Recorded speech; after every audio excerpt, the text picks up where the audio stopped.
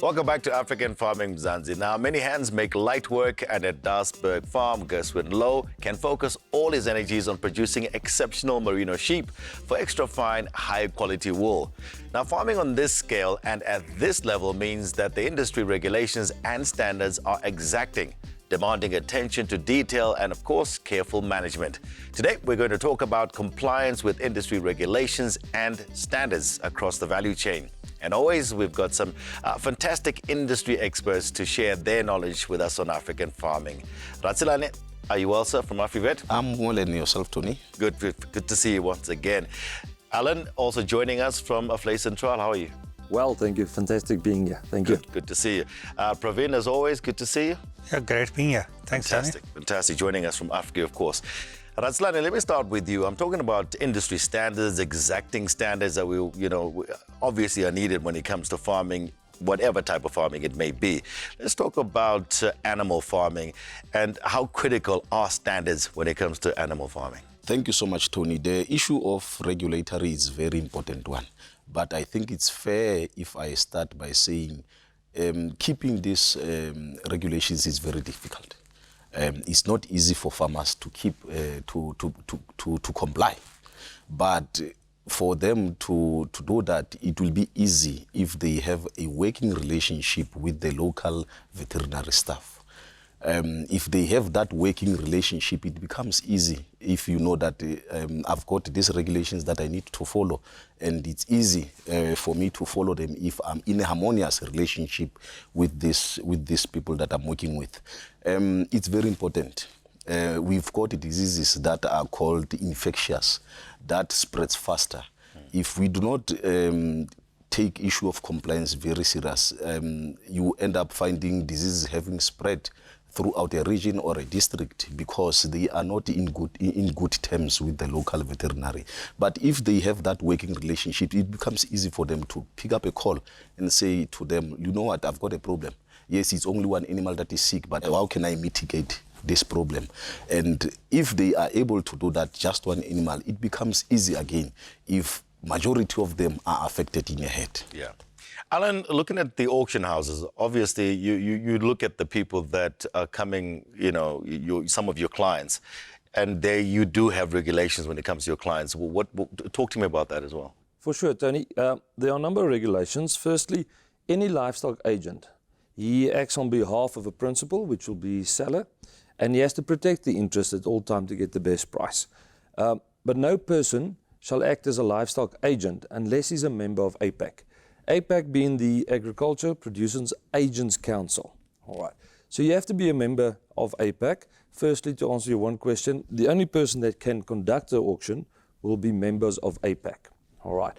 APAC has a number of regulations. Firstly, regulations on the agents, the livestock agents. Very importantly these days is on biosecurity. You've heard a number of issues with biosecurity as far as foot to mouth is concerned. There's a number of issues going on with controls at the auction pens that have to be in place.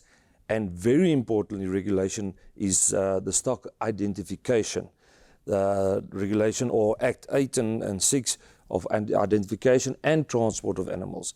These are regulations that the farmers, the producers and the agents have to follow to the T.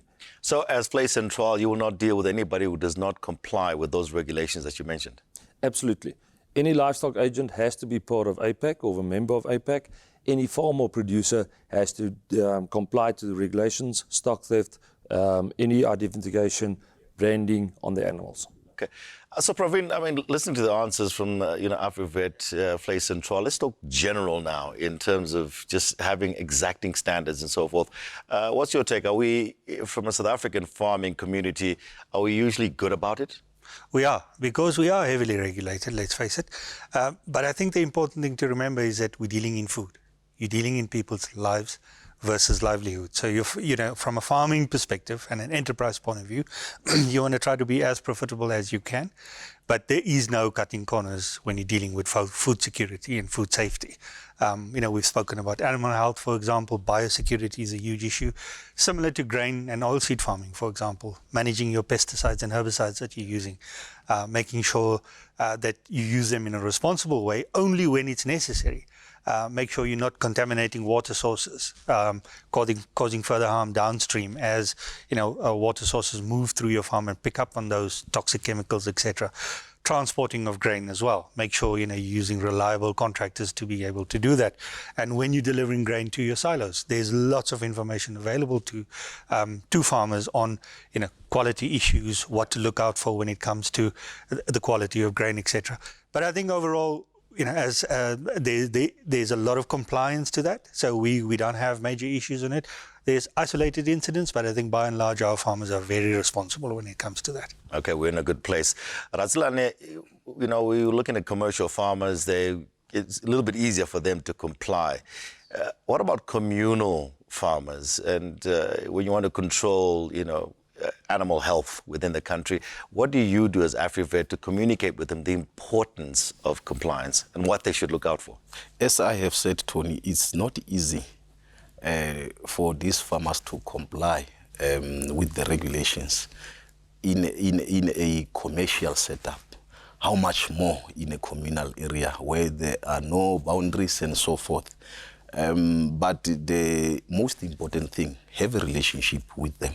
Number two, make sure that there is constant knowledge transfer. By so doing, we will be able to prevent what we have recently seen, where an infectious disease would spread from one part of the country to 3 provinces. Okay, is that your final thought to all our farmers? Comply so that we are able to control all these diseases in the country. And Allan, a final word from you? Have respect for your fellow farmer by complying to regulations, please. Praveen, your thoughts? Yeah, we are dealing in people's safety when they're consuming food, so let's be extra vigilant. All right, thank you, gentlemen, for joining me on African Farming. Thank you, Tony. Thank you so much. So there it is. No matter what commodity you're producing, food safety regulations and industry production standards are there to protect consumers and farmers alike. Use them to guide you towards the best quality produce. So catch us again next week, same time, same place. So find us on our social media pages. You can use hashtag African Farming or our website, africanfarming.com. And remember, we farm better together.